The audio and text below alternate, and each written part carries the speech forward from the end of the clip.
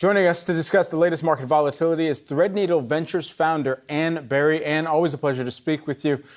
First, because we mentioned some of the earnings that are coming out this week, your expectations as we kind of navigate this earnings season. Well, Brad, I think a lot of this week is going to be forward-looking. I know companies are reporting what they've just experienced in the prior quarter, but I actually think the market's looking for something very different. I think this is going to be a huge unveiling of what companies' plans are going to be to deal with recessionary expectations for the rest of this year and going into 2023. So I'm expecting lots of announcements around cost controls. I'm expecting lots of announcements around managing global revenue exposure, and I'm expecting lots of strategic announcements around looking for assets that can be sold, looking for divesting non-core activities. So those are the three themes I'm expecting to hear through this earnings season. Yeah, and we definitely have been talking about some of the stuff that's been announced already, right? We mentioned earlier Johnson & Johnson, which is planning to spin off its consumer products business, for example. So kind of where are we in the cycle, Ann? We were talking at the top of the show about the monthly Bank of America Fund Managers Survey, which shows really bearish sentiment right now, the most bearish it has been. Does that mean we're at or near a bottom? I don't think that we are actually near a bottom quite yet. And the reason I say that is we haven't really seen the full impact yet of what the global slowdown is going to do to the US economy. If we look at the S&P 500, Julie, we know that about 40% of revenues generated by companies on that index come from international markets, which are seeing a double whammy right now of a stronger US dollar, meaning that those overseas revenues are worth less when repatriated, and the fact that global demand is slowing down, so volume's going to be impaired. So I think until we see the full impact of that global dynamic on the domestic US businesses, we're not there yet in terms of calling the bottom, in my opinion. And so is it not too late to get into some of the already crowded trades that we were discussing earlier, long U.S. dollar, long oil, commodities, long ESG assets, as had come out within the B of A survey? I'm staying out of those at the moment. I just don't have conviction that we've seen the bottom on those.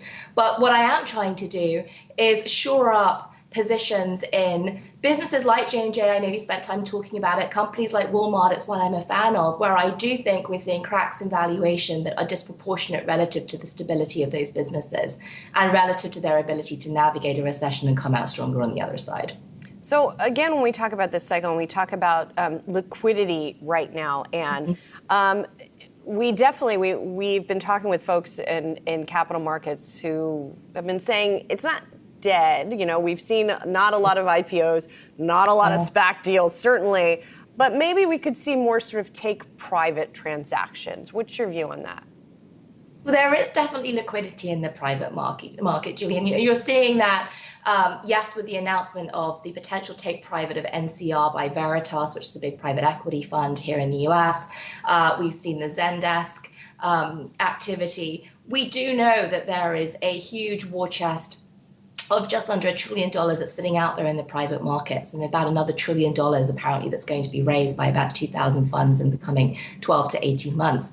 So it's there, and what is also sitting out there is a lot of capital in the private credit market, meaning that you have got funds willing to extend loans to leverage buyout leaders, to companies with good free cash flow at, yes, higher interest rates than we've seen in the past. But the money is there for businesses that can support capital structures and interest levels that are required to get these deals done. So I think the bigger issue right now is that M&A is not happening at the velocity it could happen at, not because the capital's not there, but because there's uncertainty around whether valuations have troughed so that buyers don't get FOMO or they don't get buyer's remorse, and in the public domain so that boards can have the confidence to accept bids for their businesses without feeling they risk looking foolish because they sold too early. What does a wave of acquisitions or take private offers mean for the employment situation? You typically see companies either pre-acquisition trim their costs tremendously, or even post-acquisition go through a massive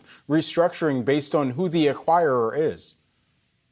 It's a great point. I think that what we're going to see is, Brad, is those kinds of restructurings happening even with just the threat of an acquisition. So even if one isn't consummated, even if bids aren't made, companies right now, I think, are hunkering down. We've seen a lot of activist hedge fund investors. So we have seen that part of Wall Street sharpening their pencils. We saw it, for example, with Peloton. We've seen it with Coles.